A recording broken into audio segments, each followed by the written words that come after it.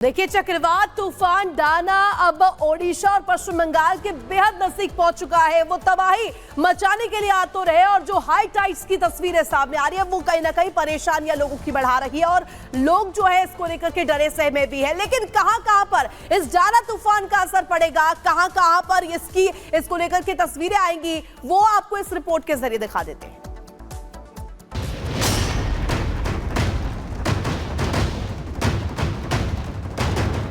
ओडिशा से बंगाल दाना करेगा बेहाल। दाना की आहट, तबाही होगी विकट। चक्रवाती तूफान दाना जैसे जैसे ओडिशा की तरफ बढ़ रहा है, उसने बंगाल से बिहार तक के लोगों की टेंशन बढ़ा दी है।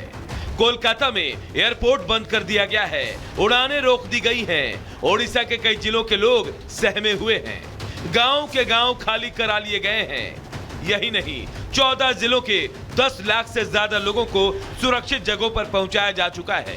तूफान दाना का सबसे ज्यादा खतरा ओडिशा में होने का अनुमान है, इसीलिए वहां तैयारी भी बढ़ी है। ऐसी परिस्थिति में हम जानो माल की रक्षा कैसे करें, यही हमारा पहला कर्तव्य है। मैं धन्यवाद दूंगा मोहन मांझी जी को, जो हमारे मुख्यमंत्री हैं, और तमाम उनके कैबिनेट के साथी और मंत्रियों को। सभी ने लगातार बैठकें ली है और इन सभी डिस्ट्रिक्ट्स में एक एक मंत्री को भी अलॉट किया गया है। प्रशासनिक अधिकारी अलग से लगाए गए हैं इसको ओवरसी करने के लिए। पूरी के लिए 179 साइक्लोन शेल्टर होम्स बनाए गए हैं। जल्द ही तूफान के ओडिशा और पश्चिम बंगाल के तटों को पार करने की संभावना जताई जा रही है। इस दौरान 100 से 110 किलोमीटर प्रति घंटे की रफ्तार से हवाएं चलने की संभावना है। साथ ही इसकी गति 120 किलोमीटर प्रति घंटे तक हो सकती है। चक्रवाती तूफान दाना के संभावित प्रभावों को देखते हुए पूर्वी तटीय रेलवे के क्षेत्र में एहतियात के तौर पर कल तक कई ट्रेनों को रद्द करने का फैसला लिया गया है। ओडिशा सरकार ने खतरे के मद्देनजर स्कूलों की छुट्टी घोषित कर दी है।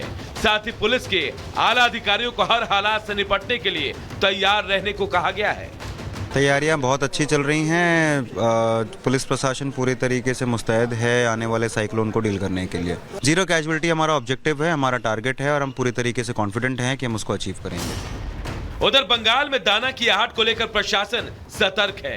कोलकाता एयरपोर्ट से उड़ानें रद्द कर दी गई हैं। आज शाम 6 बजे से कल सुबह 9 बजे तक सभी उड़ानें रद्द रहेंगी। यहाँ दोपहर बाद मौसम खराब होने का अनुमान है। 60 से 70 किलोमीटर की रफ्तार से हवाएं चल सकती हैं, इसीलिए ये फैसला लिया गया है। भारी बारिश की चेतावनी जारी की गई है। खुद सरकार जनता को भरोसा दे रही है कि वो हर परिस्थिति से निपटने के लिए तैयार है। हमारे कलकत्ता में सब पंपिंग स्टेशन एट टोज है, रेडी है। वहाँ का इलेक्ट्रिक सप्लाई ठीक रहे, इसके लिए सीएससी से लगातार हमारा कांटेक्ट है। और अगर रास्ता में पानी ना जमे, इसके लिए बोरो का इंजीनियरिंग टीम और पंप ये रेडी रहे। फिलहाल तूफान दाना का खतरा बंगाल से लेकर ओडिशा तक मंडरा रहा है। ऐसे कई राज्य हैं जिन पर सीधे तो नहीं, लेकिन इसका असर देखने को मिलेगा। यही वजह है कि तूफान ने लोगों के टेंशन बढ़ा दी है। Bureau report, Republic Bharat.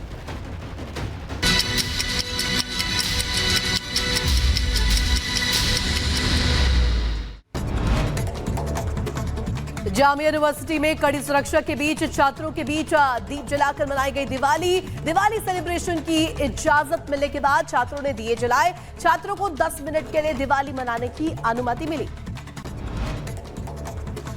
Kolkata के टेरिटी बाजार में लगी भीषण आग, कई दुकानें जलकर खाक। आग को बुझाने के लिए 12 दमकल की गाड़ियां मौके पर मौजूद। असम के डिब्रूगढ़ में बीएनपी स्कूल के पास लगी आग, देखते ही देखते आग ने 10 से ज्यादा कच्चे घरों को चपेट में लिया। फायर ब्रिगेड ने आग पर काबू पाया। यूपी के बहराइच में 7 आदमखोर तेंदुए पिंजड़े में हुए कैद। वन विभाग ने 20 दिन बाद 7वां तेंदुआ पकड़ा। पकड़े गए तेंदुए को वन विभाग ने स्वास्थ्य परीक्षण कर जंगल में छोड़ा। और यूपी के बलिया में अवैध हथियारों के तस्करी करने वाले गिरोह का पुलिस ने खुलासा किया। पिस्टल और कारतूस के साथ एक लड़की को पकड़ा। GRP Varanasi city Chhapra passenger train से गिरफ्तारी। यूपी के कानपुर में नाबालिग से रेप का मामला सामने आया। निजी क्लिनिक के एक डॉक्टर पर रेप का आरोप। पुलिस ने आरोपी वसीम को गिरफ्तार कर जेल भेजा। बिहार के बांका में दिव्यांग पति पत्नी की बेरहमी से हत्या। बदमाशों ने गर्म पानी चेहरे पर डालकर गला रेत कर हत्या की। पुलिस मामले की तफ्तीश में जुटी। बुलंदशहर में खाद्य विभाग की बड़ी कार्रवाई। एक्सपायरी नूडल्स की खेप पकड़ी गई। नूडल्स को जेसीबी से नष्ट किया गया। रायबरेली में खाद्य विभाग के अधिकारियों ने मिठाई बनाने वाले फैक्ट्री पर छापा मारा। 1.5 क्विंटल नकली छेना बरामद। फैक्ट्री को सील कर दिया गया।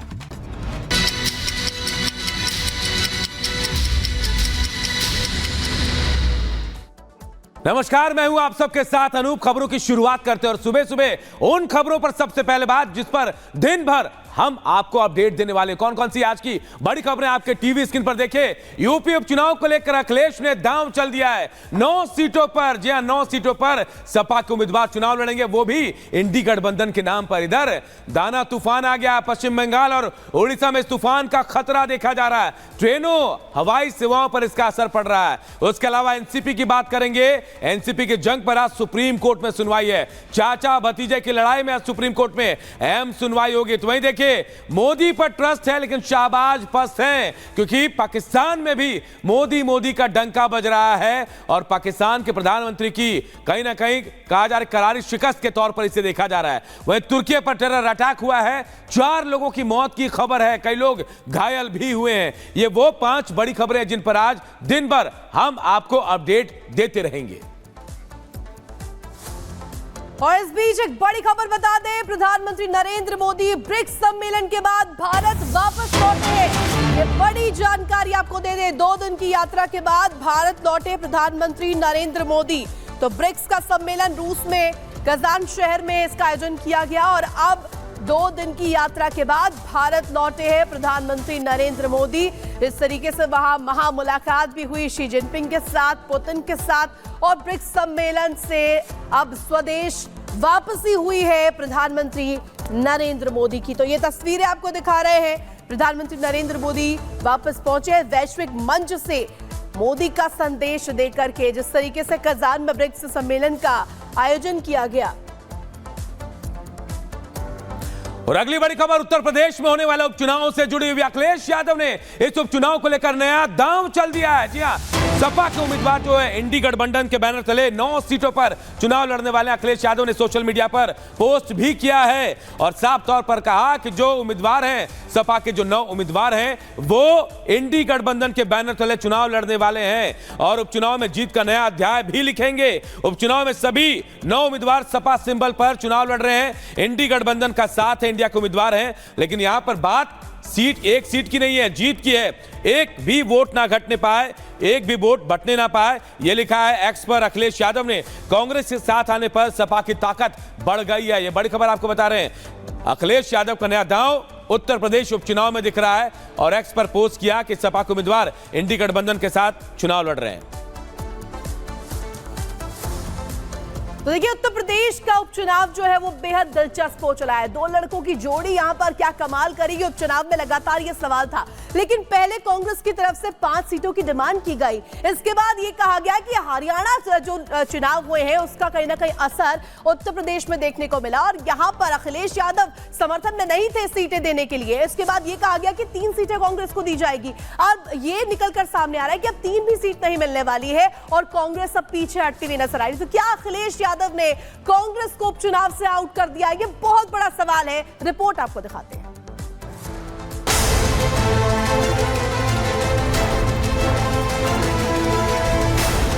वो सीटों को लेकर सहमति की बात करते रह गए और अखिलेश खेला कर गए। उन्होंने 9 में से पहले 5 सीटों की डिमांड की और फिर 3 पर आ गए। 2 सीट पर मान गए, लेकिन अखिलेश ने यूपी में अपना अस्तित्व खो चुकी पार्टी को उसकी सही जगह और सही हैसियत बता दिया कि जो पार्टी कभी देश का नेतृत्व करती थी, अब उसमें वो क्षमता नहीं रही, ना वो कुवत है कि जिसके हनक पर लोकसभा तो दूर की बात है, विधानसभा भी वो जीत पाए। उत्तर प्रदेश में विधानसभा उपचुनाव में सीटों के बंटवारे को लेकर चल रही खींचतान पर तब विराम लग गया जब समाजवादी पार्टी के अध्यक्ष अखिलेश यादव ने सोशल मीडिया पर एक पोस्ट किया। अखिलेश ने लिखा, बात सीट की नहीं जीत की है। इस रणनीति के तहत इंडिया गठबंधन के संयुक्त प्रत्याशी सभी 9 सीटों पर समाजवादी पार्टी के चुनाव चिन्ह साइकिल के निशान पर चुनाव लड़ेंगे। कांग्रेस और समाजवादी पार्टी एक बड़ी जीत के लिए एकजुट होकर कंधे से कंधा मिलाकर साथ खड़ी है। इंडिया गठबंधन इस उपचुनाव में जीत का एक नया अध्याय लिखने जा रहा है। अखिलेश के पोस्ट से साफ है कि यूपी में एनडी का बॉस कौन है। उन्होंने अपने बयान से यूपी में जमीन तलाश रही कांग्रेस को रास्ता बता दिया कि अगर उपचुनाव लड़ना है तो सपा के नेतृत्व को चुनना पड़ेगा। अखिलेश ने यूपी उपचुनाव अकेले लड़ने देने के लिए कांग्रेस का आभार भी जताया। कांग्रेस पार्टी के शीर्ष नेतृत्व से लेकर बूथ स्तर तक के कार्यकर्ताओं